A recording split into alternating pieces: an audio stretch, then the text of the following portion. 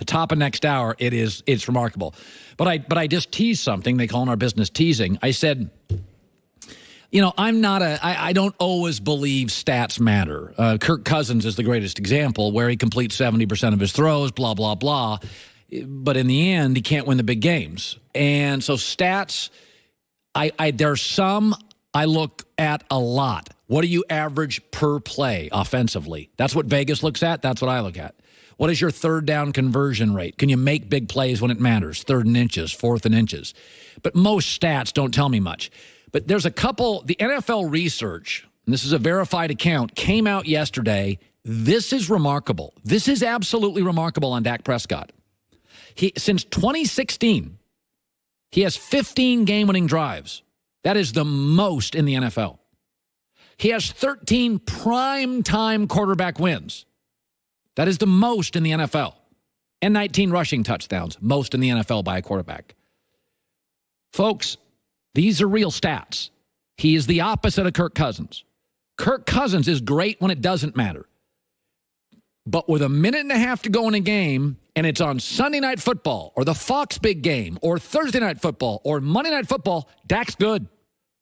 You can't deny this stuff. Dak's good. You could say he has the clutch gene. Okay, the clutch gene. And I've said this before. There are just certain guys. Michael Jordan, he was good hitting a free throw late. Michael Jordan wasn't an 85, 90% free throw shooter. Boy, he was good late, though. Michael was good late, though. There are guys that have it. These are real stats. And I said yesterday, Dak is 80% of Troy Aikman. Now, the 20%, Troy had a golden arm. And that's why Troy is a Hall of Famer, and Troy won 3 Super Bowls. That's why I don't think Dak's ever going to be a Hall of Famer and win 3 Super Bowls. But Dak has something that I think is wildly undervalued. Maturity, emotional discipline, even temperament, low emotions, steady personality. Opposite of Baker, who drives me crazy. Opposite of Cam Newton, who drives me crazy. Opposite of often Jameis Winston, who drives me crazy. Opposite of Jay Cutler, who drove me crazy. Steady, calm, unemotional, no anxiety, good body language, better late in games, bigger the game, the bigger the player. You cannot deny these numbers for all you Cowboy haters out there. These are real numbers. 15 game-winning drives. That means he got the ball and his team trailed late. 13 primetime wins. That means the network said Cowboys against good teams. They don't put the Cowboys against the Jags on. Cowboys against the Eagles. We're going to put the Cowboys against the Packers. We're going to put the Cowboys against the Saints. Primetime games means the networks, you don't see the Jags on primetime even against the Cowboys.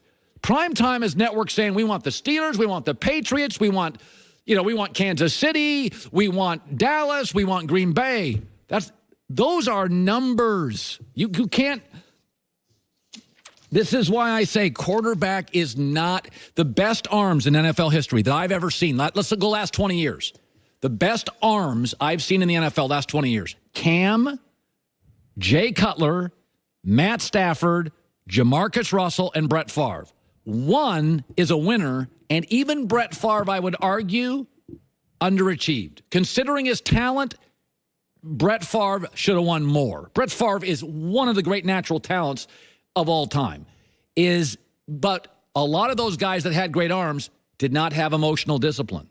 Well, that's why I think intangibles matter. Like, we talk about it, kind of frivolously, like, he has good body language and he's, great at the podium. But all of that steadiness is important when you're in a leadership position. Of course. You can't be too high and too low. Have you, like I've had, I've worked at 5 or 6 companies, and the one common denominator, I'm not going to mention their names, I'm not going to embarrass people or just put people out there, but I've had 2 or 3 bosses who I thought were next level. And the one thing they shared, they weren't prep school. They didn't go to Harvard. They didn't go to Yale. They didn't go to Princeton. In fact, they went to very popular state schools, both of them. They didn't come from money.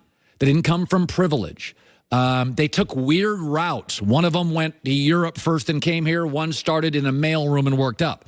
But the one thing both of them had, 2 or 3 of them had, In big moments, they were take a breath. They were let's see macro. Let's get the big picture. Let's not fall for the moment. Let's step back. Let's add a little calm.